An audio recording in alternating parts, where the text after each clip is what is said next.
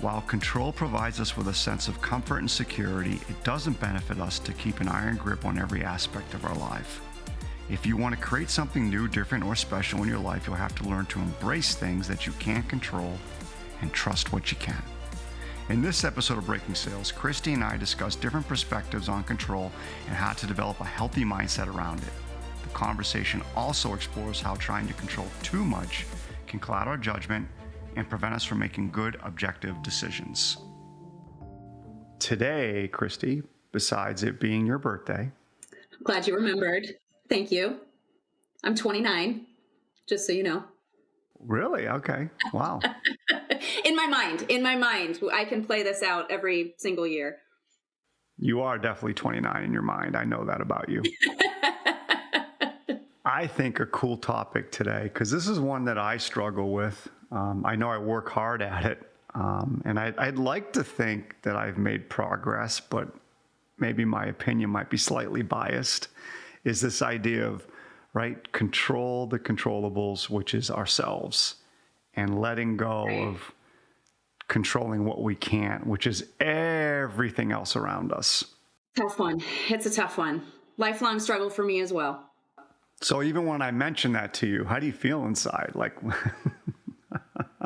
It's this constant battle of the want to control more than I can and having to level set and say, hold on though, you can't control everything.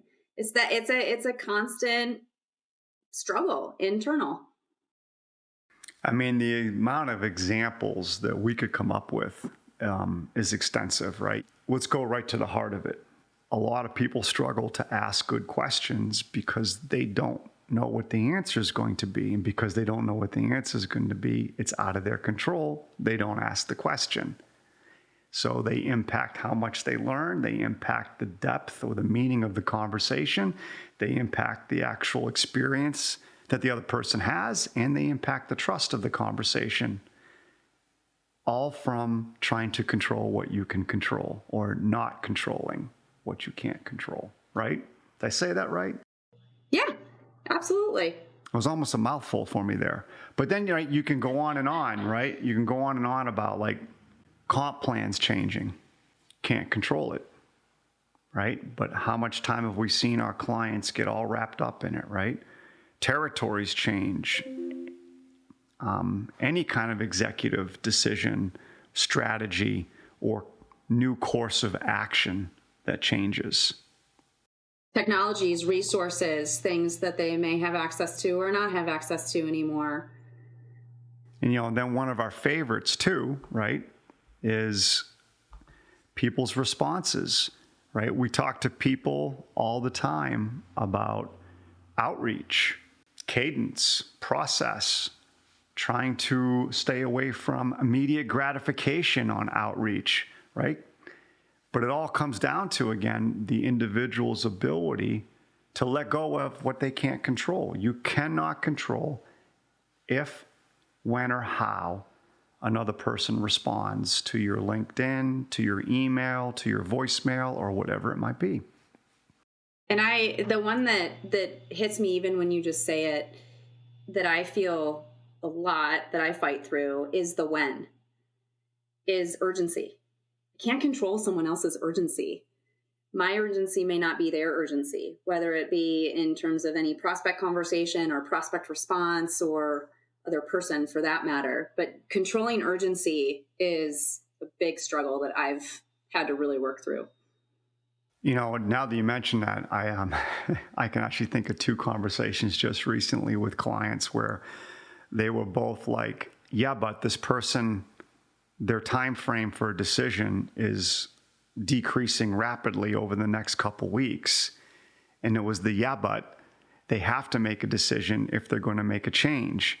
Or it was the yeah, but we've got to get this information from them if we're going to help give them a viable option to change to. And the sales professional or the consultant felt all the urgency in the world to hit that timeline that the prospect has for debating change, but they haven't heard from the prospect in weeks. I know I just sent some chills up and down people's spines that are listening right now because they're like, oh, I just had that scenario. Happens all the time. I'll share some things first. I think this is a learned skill set. In fact, I know it is a learned skill set. It is something that you can strengthen and get better at over time, but it just comes down to awareness and repetition. I'm not sure any of us are good at letting go of control or reminding ourselves to control what we can control, because the innate human primal mindset is to control. Because if we could control our environment 10, 20, 30,000 years ago, we actually could create safety. And safety meant, we weren't being slaughtered by another tribe, or we weren't being wiped out by a natural disaster, or, dinner for some predator, right? Literally, that was safety, Right. So for me, it's just a continued journey. And I think the best tests for me is with my children, my kids. They're 20, 18, and 16. And they are at the point, especially the two 20-year-olds, that they're making their own decisions. And as a parent, you sit back and sometimes you feel proud of the decisions that they're making. And other times you feel like you may want to consider or reconsider what you're doing, because you got the answers to the test. You've already lived it. You know the answer is B. It's not D. And yet your child chooses D. And so you sit there and you're like, okay. And you get all flustered inside, right? And you feel a little bit of anxiousness and agitation. Why? Because you're trying to control something you can't control, which is the experiences that your child is about to have, because you knew the answer was B and they chose D. You actually say it a lot kinder than I do, because I want to shake them and slap them upside the head. At least you're saying you want to challenge them verbally. Well, I was just given the G-rated version. That was all. The PC version. Well, that's why you bring me on these, to just take it one level further. No, I mean, when your children get older, right, and this, it's about getting into college. It's about applications. It's the timeliness of them. It's paying attention to the applications. And then when they get into college, right, it's about how they choose to spend their time. What choices do they make during the weekday? What choices do they make during the weekend? Who do they start hanging out with? What type of friend or person are they attracting in their lives, right? And then it's also the job. Like, when are they trying to find the job? When are they putting themselves out there? How are they putting themselves out there? It's a constant watch. Well, and for me, it's also now, how are they parenting their own children? That's actually pretty frightening for me, considering what I've seen so far on my end. Another level of where we're like, wait, this is not for us to control. This is their child, not ours. Yeah, it's tough. It's tough. Yeah. I'm switching a little bit here from the parent to being a coach.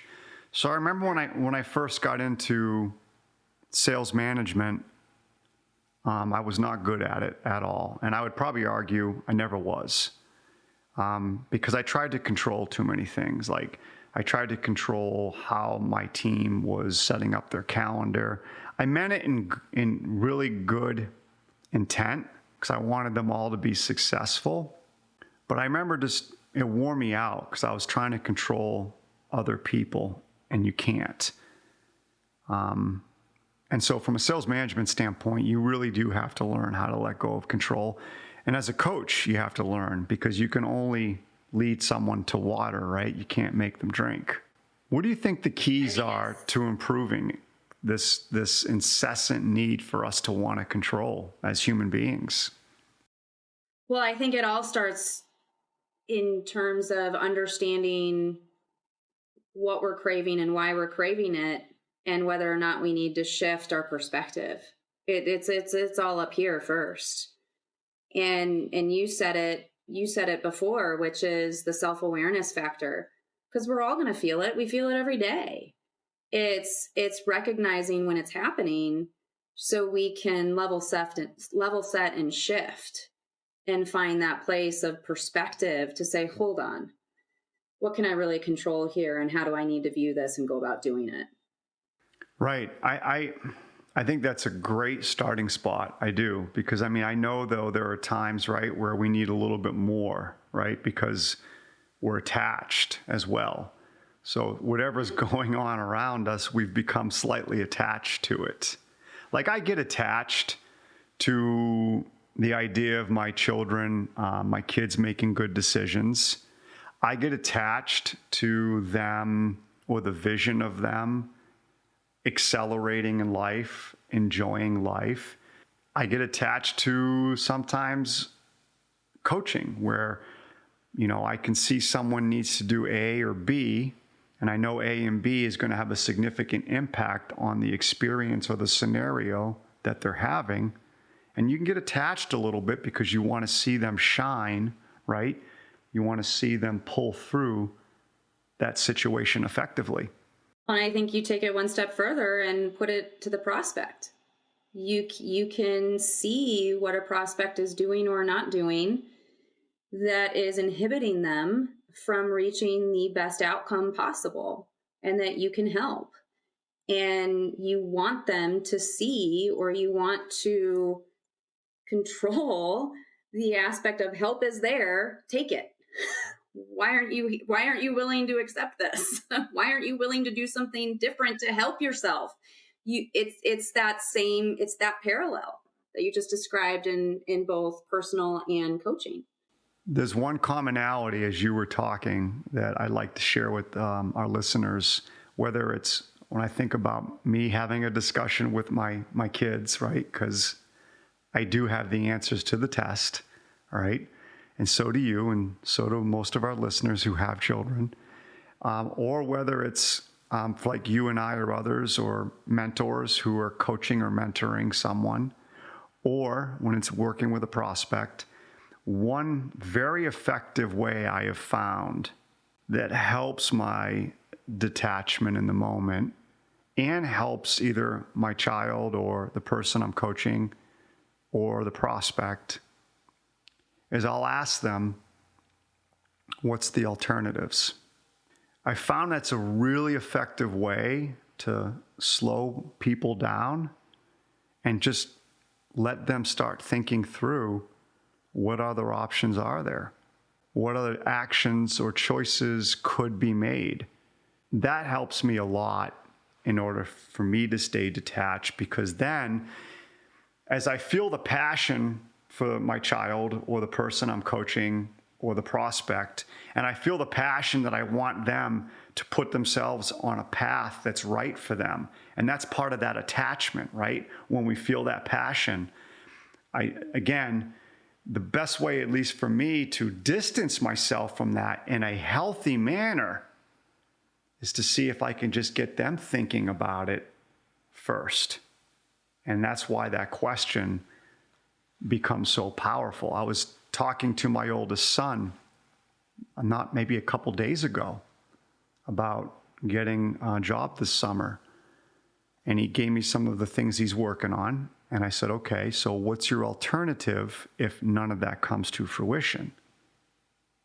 So instead of me getting heated, like, hey, it's great, you've got those couple options, and I'm really glad to hear that you've worked to create those options. Kudos.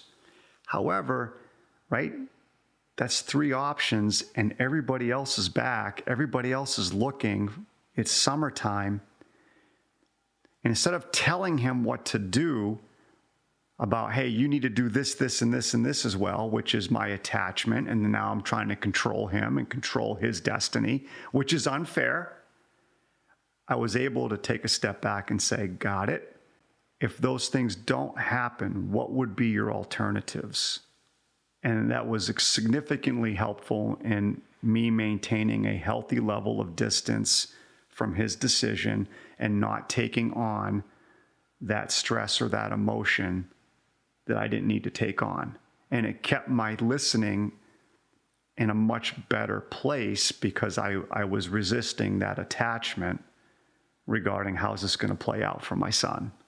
Yeah, and I think what I would layer in for the benefit of listeners is the talk track of what we tell ourselves to catch it and recognize that we need to act in that way, which is my guess is, and I don't want to assign what you tell yourself, but for me in those situations, I catch it when I feel that passion, to your point, when I feel that emotion of, oh, I need to make sure they understand, or I need to make sure that they hear that there is a path that they need to take.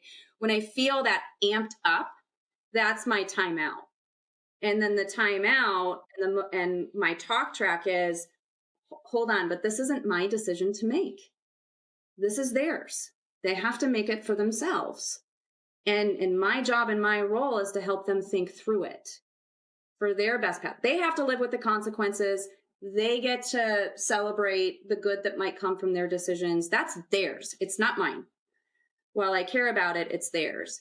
And then that allows me to then be in a headspace where I'm calm, less emotion, more open and objective to say, okay, what are your alternatives here? Have you thought this all the way through? What are all your options? What are the alternatives? What if you do? What if you don't? And I want to be clear to our listeners too, extremely powerful with a prospect or a client or even a teammate, just being able to take a step back. It's okay that you got the answers to the test, but you still got to take that step back and move into the conversation with some questions. Let them do the thinking, right? Don't let your passion take over, to your point, Kristie, because when your passion takes over, your biases take over, and it does impact your listening, and it does impact the quality of the interaction between you and whomever you're speaking to. One of the things I'd like to talk about, though, since we're on this pretty intense topic, because I think it's difficult for all of us, is the idea of prospecting. I mean, Kristie, how many times have you talked to some of your clients where they have great intent and they really want to do well, but they keep second guessing themselves over and over and over and over on the prospecting until they actually procrastinate more than they actually do? Yep, turns into inaction. One of the things that I know that can help is reminding ourselves that whether we send the email today or 3 months from now, we're never going to be able to control if and when or how they respond. So we can send it today because we have no control of if, when, or how they respond. Or we can send it 3 months and spend that 90 days debating the email, rewriting the email, procrastinating the email, letting that email sit in our subconscious week after week after week. And then we can send it in 90 days. And guess what? We still can't control if, how, or when that prospect responds. An easy evaluation there is, I'm guaranteed nothing by doing nothing. Yeah, absolutely. I know what the answer is going to be, or I know what the result's going to be if I don't act, is nothing. Whereas if I choose to push forward and do, then I'm increasing the likelihood of something happening at some point if I'm doing it in enough places. And the catalyst for all that is? Well, there's a lot, but it starts with, what am I thinking? But I think the other piece is no assumptions. Just because someone's not getting back doesn't mean that it's a bad thing. It means it's just not happening right now. And we have time and time again, where if a producer or a sales professional or business development, whatever sales realm we're in, is if we have stories where they have kept with their process, even with no immediate gratification or no response back. And when that prospect is ready, they engage. Sometimes it takes months, years, multiple years. There's just no assumptions. No good, there's no bad, there just is. It's detachment and abundance. Work my process. I would argue a little bit, right? One of the ingredients to procrastination, which is what you were describing a few minutes ago, is the incessant need to control, right? We will procrastinate when we feel like we're not in full control. And then we tell ourselves we'll do something later because maybe we'll be in better control, or we'll be in a better position to have some control. And that doesn't happen. We can only control what we do or don't do, to your point. Yeah. And think about, right? And I know I've thought about this, and it's helped me significantly in this particular aspect of controlling what I can control is, I can think of all the mental effort and energy and cycles that I've spent in the past and the weight I've carried with me trying to control what I can't control. And I think about, wow, what could I have done with all of that energy if I just would have let go and just focused on me, what I could control? And I think a second layer to that is we're always, when we're in that mode, which I think we've all been there, it's a negative feeling. When we're trying to control something that we ultimately can't control, it turns into stress, frustration, anxiety, pressure, and it's not fun. And quite frankly, it affects all the other things that we're doing in terms of the quality of execution, showing up for our family, showing up for internal team meetings, how we're approaching the next prospect. It affects all of it. And so when we can let go, it's so much, it's a better place to be. It's peaceful. It's calm. It's that place of abundance. It's everything's better. But it's hard. It's not easy to do, but we actually benefit so much just from an emotional standpoint, which then affects the quality of everything we do moving forward if we can get to that place of letting go. Yeah, I'm by no means a neuroscientist or a psychologist or any of that, but I would argue, based on experience and observation and my own research, that this need to control is a direct correlation with loss aversion or risk aversion, which impacts so many in the sales profession, right? Loss aversion is avoiding an outcome. Risk aversion is avoiding the entire process. And right, if you think about it, if we can't control the outcome, and we can't, right, either loss or risk aversion is going to set in. Right. And risk aversion is we don't even play the game. We avoid it. We avoid setting up the process for outreach. We avoid setting up and sending the emails, right? Or we avoid asking the meaningful questions of the prospect or the client, or we avoid trying a new skill that might evolve our own skill set and our results, right? We avoid doing new and different things, all based on the fact that we have no idea what's out there for us once we try it. And because it's so beyond our control, it's like, okay, I'm going to hold off. And so again, I'm by no means a scientist of any kind or shape, but this idea of controlling what we can control is extremely powerful. And it's one step at a time. It's one situation at a time. And it's a lifelong journey.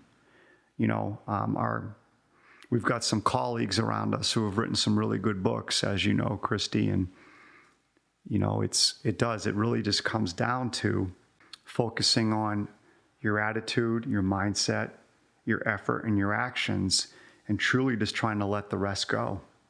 And I think it's channeling any associated pressure to perform or personal satisfaction that we have when we are successful. All of those dreams and the goals that we want to achieve, they can be associated with pressure of I want to get there.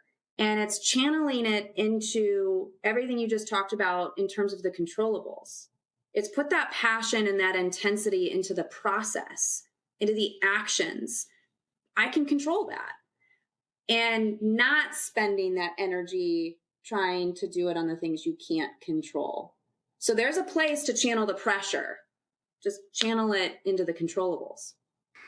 Well said. I mean, I could think of a couple clients right now that we have that they are in a 90-day experiment. That's what we called it, which is for the next 90 days, build your process, set up your outreach, set up your cadence, have your messages ready, have it in your calendar, commit to the calendar. That is what you can control. Just do it. Don't pick your head up and wonder about results. Don't pick your head up and start to assess what could be better or different. Just do it for 90 days. Then pick your head up and think through, where am I? What have I created? What's happened so far? That's it. Just start with a 90-day time frame and let everything else just go and see where you end up. Then maybe you can make an adjustment or two. Absolutely. It's similar to, I'd challenge everyone to think through, where are everyone's business plans currently as we're in Q2? Because 9 times out of 10, they end up in a drawer after we present them to our internal teams, and they turn into inaction and winging it through the rest of the year. And so how much definition, how much specificity, how much intensity, how much accountability have we really placed on the actions that we laid out at the beginning of the year to be successful by the end of the year? And if we don't have that present and going, then we're potentially going to be shifting to try to control things that we can't control subconsciously, and it's showing up. Right, right. Anything else you'd like to add? I think the only thing would be in terms of when you shared examples of how we can recognize that we can't control another person's decision or how they're approaching it, we can only help them think. I think one of the pitfalls that we can fall into is when your son says, "Dad, what's your advice?" Or a prospect says, "What should I do? You tell me what to do. You're the expert. Dad, you've been through this before."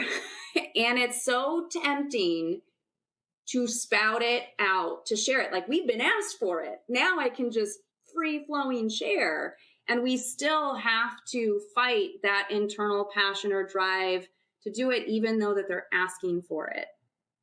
And saying, hold on, absolutely, we can talk through some of my experiences or some of the things that might be relevant. But at the end of the day, this is your decision to make. This is for you. And we can wrap those in the context of what you're thinking. But I got to know what you're thinking first. And still asking those questions before we share. Yeah, I like that. It's seek to understand. Even when they're asking for input, slow down a little bit and take the few moments still to seek to understand what's their current perspective. Yep. Yeah. By the way, just for the record, I have never had any of my kids ask me that, and I don't see that coming anytime soon. I bet they're there if you look for it. I bet you had a couple moments. They will. Maybe just not the common occurrence. Yeah, I will be asked for an opinion every now and then on a rare occasion. So maybe how do these clothes look? Maybe that. It's a journey. It's a journey. Thanks for listening to Breaking Sales. If you want to get engaged with us outside of the podcast, be sure to go to our website, lappin180.com. Go to contact us. You can also engage with us on LinkedIn at Dan Lappin or Lappin180.